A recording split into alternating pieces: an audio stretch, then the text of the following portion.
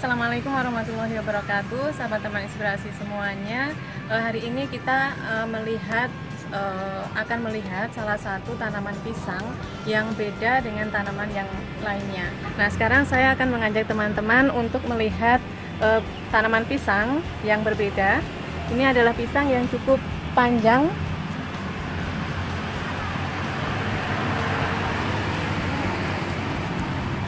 Nah, ini teman-teman, ini adalah jenis pisang seribu.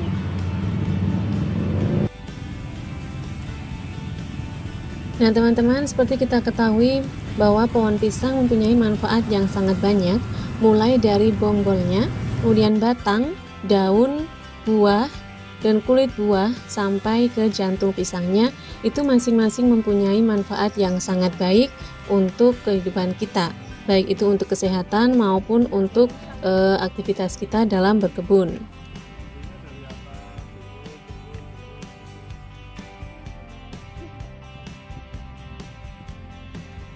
Kita mulai dari bonggol pisang. Bonggol pisang mempunyai serat kasar yang sangat bagus untuk kesehatan. Jikalau dikonsumsi, bonggol pisang ini mampu mengatasi sakit gigi, diabetes mellitus, tekanan darah tinggi, dan juga bisa mengurangi obesitas. Karena di dalam bonggol pisang ini mengandung banyak karbohidrat, protein, vitamin A, B, C, kalium, yang selain bagus untuk kesehatan manusia, juga sering digunakan untuk dijadikan sebagai pupuk untuk tanaman. Bonggol pisang ini sering kita jadikan kompos ataupun pupuk organik cair. Nah, untuk pembuatan pupuk organik cair dari bonggol pisang ini, teman-teman bisa melihat dari video kami sebelumnya, yang mana manfaat dari POC dari bonggol pisang ini dapat menyuburkan tanaman, membuat buah menjadi lebih besar, batang tanaman menjadi lebih kuat, dan buah akan tumbuh lebih banyak. Yang kedua, batang pohon pisang atau sering disebut dengan gedebok. Di luar negeri, pohon pisang ini bisa dijadikan sebagai jus ataupun makanan atau hidangan yang disajikan secara mentah. Namun untuk di Indonesia, kita bisa menikmati batang pohon pisang ini misal dijadikan sebagai kerupuk ataupun makanan seperti cuput ares dan berbagai olahan masakan lainnya. Selain bisa dikonsumsi, batang pohon pisang ini sering digunakan sebagai kompos ataupun pupuk tanaman. Yang ketiga, daun pohon pisang. Daun pohon pisang ini sering kita gunakan untuk sebagai tempat atau wadah membungkus makanan. Sekaligus bisa kita gunakan dalam dunia pertanian, misalnya sebagai kompos. Karena pembuatan kompos dari daun pisang ini masih dalam proses, jadi teman-teman mungkin bisa menunggu beberapa waktu sampai kami bisa meng-up video bagaimana cara pembuatan kompos dari daun pisang. Kemudian bagian yang keempat adalah bagian buahnya. Nah, seperti kita ketahui bahwa buah pisang itu banyak mempunyai manfaat untuk kesehatan maupun juga bisa kita gunakan untuk membuat pupuk organik cair untuk tanaman. Untuk cara pembuatannya, teman-teman bisa lihat video yang ada di sini. Bagian yang kelima adalah kulit buahnya. Jadi setelah buah kita gunakan, kita bisa memanfaatkan kulit buah pisang ini dijadikan sebagai pupuk. Kulit buah pisang ini banyak mengandung kalium, fosfor, potasium, dan juga masih banyak sekali kandungan lainnya yang sangat bagus jikalau kita gunakan untuk memupuk tanaman. Karena pupuk dari kulit pisang ini bisa memperkuat akar, batang, sehingga tanaman akan lebih kuat dan tahan terhadap penyakit, serta dapat membantu mempercepat pertumbuhan bunga dan membuat buah menjadi tumbuh lebih besar. Untuk cara pemanfaatan kulit pisang sendiri, teman-teman bisa lihat di video kami sebelumnya. Bagian yang terakhir adalah jantung pisang ataupun bunga pisang. Jantung pisang ini sendiri bisa kita gunakan atau bisa kita buat menjadi POC atau MOL, mikroorganisme lokal untuk pertumbuhan tanaman. Selain itu, jantung pisang ini sering kita gunakan untuk memasak, jadi dikonsumsi karena juga banyak sekali manfaatnya untuk kesehatan. Di antaranya bisa mengobati diabetes, menyembuhkan kulit yang terkena infeksi, pencernaan menjadi lebih lancar, bisa meningkatkan suplai ASI terutama bagi ibu yang baru menyusui, mengatasi anemia, bisa melawan radikal bebas, serta bisa mencegah gangguan saraf seperti Alzheimer dan Parkinson.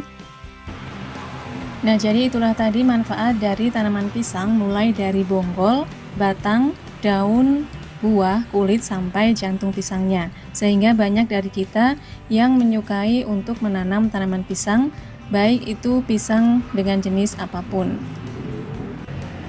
Ini adalah pisang milik Bapak Hartono. Ini adalah salah satu anggota TNI. Nah, kebetulan kita lewat dan tahu pohon pisang ini, kita mau cari tahu bagaimana perawatannya, kemudian bagaimana beliau bisa menghasilkan buah pisang seperti ini. Nah, kita akan bertemu dengan Bapak Hartono. Jadi ini maksudnya pisang seribu ya. Kenapa disebut pisang seribu? Mungkin karena saking banyaknya itu ya.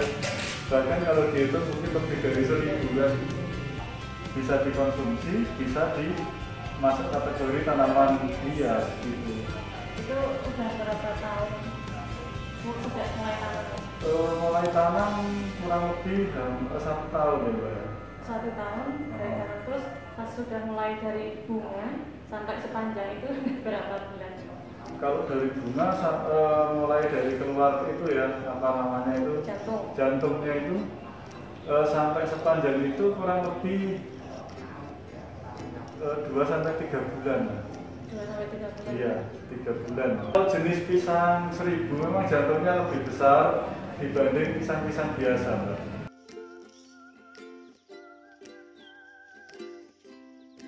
Tanah di lokasi sini kurang subur, Mbak.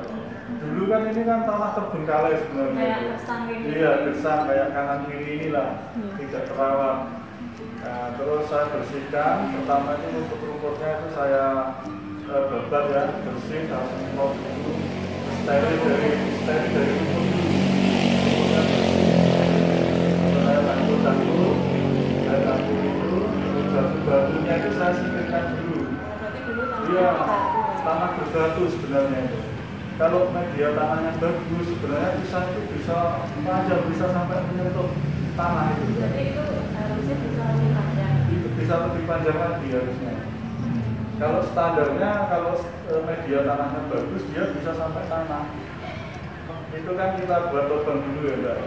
Kurang lebih 1 meter persegi lah.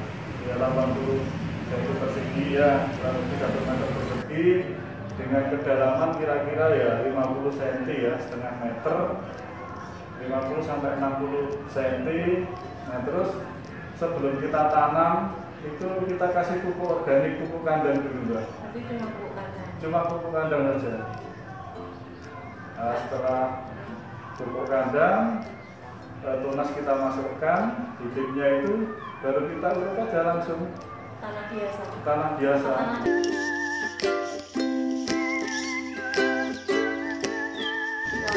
Habis tanam sampai berbunga itu juga pernah dikasih pupuk apa atau enggak? Kebetulan kan saya suka beternak ayam juga, Mbak ya. Itu ya? Iya.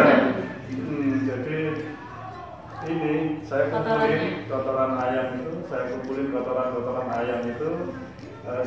Ya hampir setiap hari ya saya bersihkan kandang ayam itu, kotorannya saya buangin di bawah-bawah pohon pisang itu. Jadi tiap hari tapi cuma sedikit-sedikit? Iya. Oh, makanya cuma pakai kotoran ayam? Cuma pakai kotoran ayam. Ya setiap bersih kandang ayam itu kotorannya tak buang ke situ. Terus sama disiram juga? Itu butuh air banyak? Kalau musim kemarau harus sering disiram. Kebetulan kemarin kan waktu tanam kan musim hujan ya. Saya kan hanya seneng aja, saya hanya seneng berkebun, seneng tanaman. Ya perawatan ya rajin itu Mbak, dibersihkan aja, digangir kalau orang Jawa itu. Dibersihkan, jangan sampai tumbuh rumput liar di sekitar tanaman itu.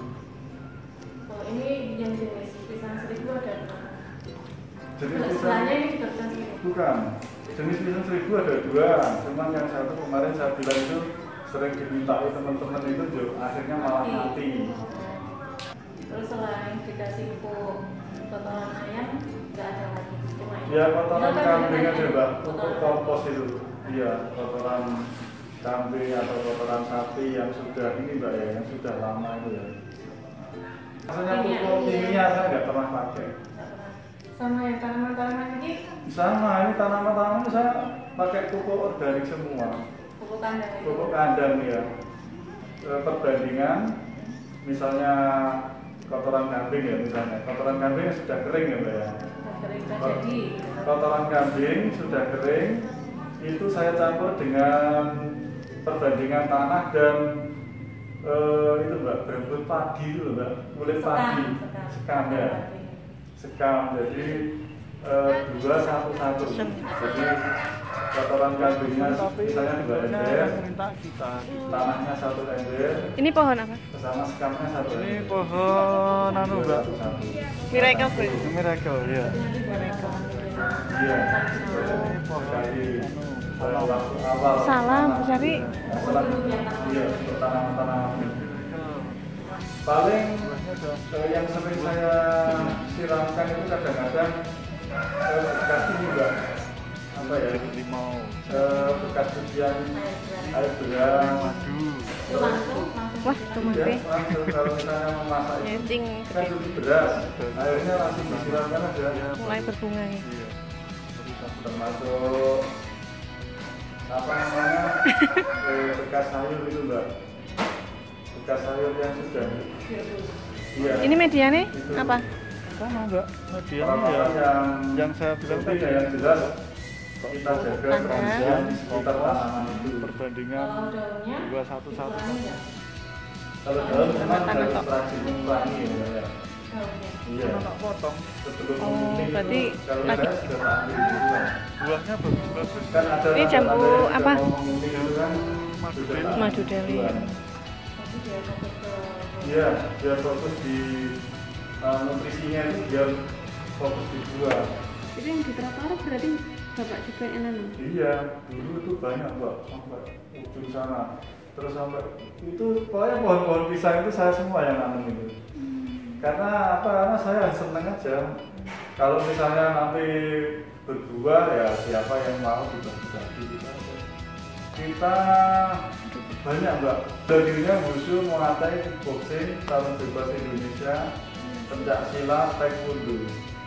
Nah demikianlah teman-teman, itu adalah sedikit cerita dari Bapak Tono tentang bagaimana cara beliau memiliki tanaman pisang ini dan juga bagaimana cara merawatnya. Jangan lupa klik tombol subscribe untuk mengikuti video-video kami berikutnya yang tentunya insya Allah lebih bermanfaat. Terima kasih. Wabillahi taufiq wal hidayah. Wassalamualaikum warahmatullahi wabarakatuh.